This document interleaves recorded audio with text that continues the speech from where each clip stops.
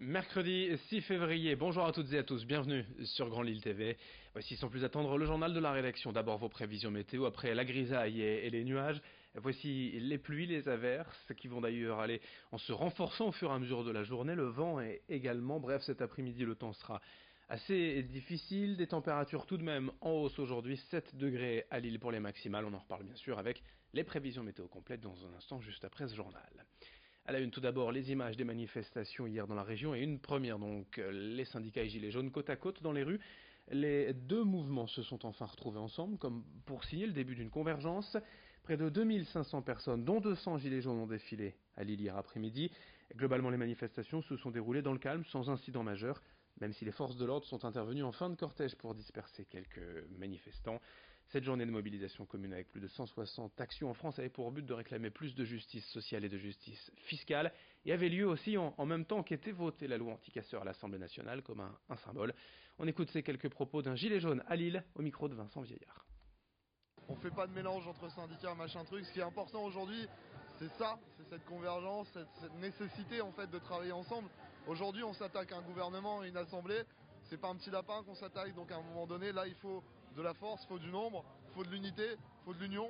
Et là, on est en train de le prouver. Moi, vraiment, le fait, moi, qui m'intéresse là aujourd'hui, ce qui est en train de se passer, c'est que les camarades syndicalistes, ils nous ont autorisés à prendre corps dans leur cortège. On sait qu'il y a des petites traditions syndicales. Et là, on est en train vraiment de faire un cortège unitaire, ce qui est très rare. Et je pense que c'est la seule voie aujourd'hui si on veut vraiment aller faire tomber un gouvernement, faire plier un gouvernement. Une autre image dans la métropole lilloise pour évoquer un immense chantier de requalification d'un site industriel et historique de la région. L'ancienne filature de l'Alénière entre Roubaix et Wattrelos va enfin être réhabilitée. Ouverte en 1911, l'usine a fermé en 2000 et le site est depuis à l'abandon. 33 hectares en tout pour ce qui fut à son apogée l'une des plus grandes usines de France, ayant vu passer Nikita Khrouchtchev ou la reine d'Angleterre. La première phase du chantier a débuté lundi et va durer 8 mois. Il s'agit d'abord de démolir le bâtiment principal et la chaufferie.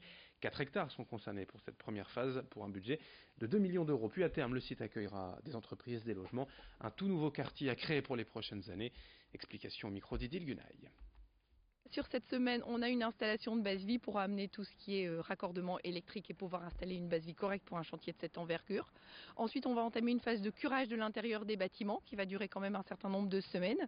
Ensuite, une phase de désamiantage parce qu'on a encore quelques résidus de matériaux amiantés qui nécessitent quand même d'être enlevés avant de procéder à la déconstruction. Ensuite, on sera vraiment engagé la phase de déconstruction. Donc avec un tri des matériaux entre les matériaux qui vont pouvoir être revalorisés et ceux qui ne peuvent pas être revalorisés parce que tous ne le sont pas. Donc on va avoir vraiment une déconstruction avec un tri de matériaux pour essayer de recycler au maximum les matériaux sur ce site. On ne garde rien en termes de bâtiments, on garde juste les matériaux. Donc ils vont être démolis, concassés, criblés pour donner des matériaux qui vont pouvoir être utilisés en remblai. Ils sont presque invisibles et pourtant ils sont parmi nous. Les renards sont de retour en ville, à Villeneuve-d'Ascq et même à Lille, le long du périphérique sud ou du côté de la friche Saint-Sauveur et de la citadelle. Les renards pénètrent en centre-ville via les voies vertes et le long des chemins de fer. Alors autant vous rassurer tout de suite, ils ne sont pas dangereux, les renards ne présentent aucun risque pour la population. Ils sont même utiles en fait pour l'écosystème car ils servent de régulateurs. Leur retour est donc plutôt une bonne nouvelle. En Angleterre ou en Belgique, déjà les renards sont très présents également près des grandes villes. Pour leur tranquillité et celle de la population, la municipalité crée tout de même des zones de quiétude avec des ronces importantes pour ne pas laisser passer les chiens ou les visiteurs trop curieux. Explication au micro d'Idil Gunaï. Ça signifie que la nature est opportuniste, mais ça on le savait, et que le renard comme tout petit prédateur, il a sa place dans nos milieux urbains et dans notre campagne. C'est une espèce qui se nourrit aussi bien de jeunes rats d'égout, de campagnols, de poules d'eau, mais aussi de cornets de frites dans le fond d'une corbeille, de sacs poubelles posés sans protection. Donc c'est une espèce. Il y a dans les villes londoniennes, on a dans le Grand Londres, on compte plusieurs milliers de renards. Nous, on n'en est pas, c'est anecdotique, on n'en est pas là du tout. Bruxelles, j'en ai observé en plein cœur de Bruxelles, il est bien présent à Bruxelles maintenant, depuis une dizaine d'années. Ça viendra aussi chez nous, mais il n'y a pas là-dessus, il n'y a pas à s'inquiéter. Le retour de Top Chef ce soir sur M6 pour une 10e saison avec un nordiste à l'affiche. Damien Laforce, 23 ans, originaire de Bailleul, passé par les cuisines de Florent Laden et tout récemment celle du Sébastopol à Lille. Distingué par le Goemio et jeune talent en 2018, le jeune cuisinier nordiste a comme projet d'ouvrir son propre établissement. Mais avant cela, il a donc enregistré les épisodes de cette nouvelle saison de Top Chef et contrat oblige, il ne peut rien dire quant à son aventure et son résultat dans l'émission. En tout cas, Damien Laforce ne cache pas son envie de bien représenter le Nord et son plaisir à travailler des légumes racines de la région dont il aime nourrir sa cuisine.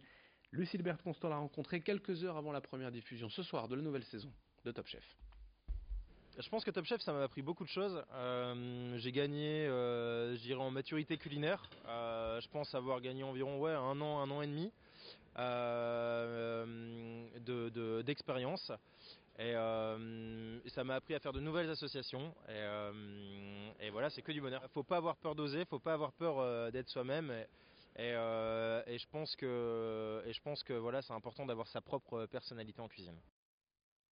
Enfin, il n'y a pas que dans le sud de la France où l'on joue aux boules, la pétanque a aussi ses passionnés dans le nord ici, dans la région. Et si vous souhaitez avoir chez vous pour quelques heures, un week-end, ou plus durablement un terrain de boules, une nouvelle société, la Compagnie des Boules vient de se créer et a présenté ses produits. Et lundi soir au restaurant Le Paradoxe à Tourcoing, 2 pistes éphémères, une intérieure, une extérieure, pour 700 ou 1000 euros la journée, une piste en plastique pour quelques heures éphémères. Mais si vous avez de la place chez vous, si vous êtes passionné, comptez entre 160 et 180 euros le mètre carré.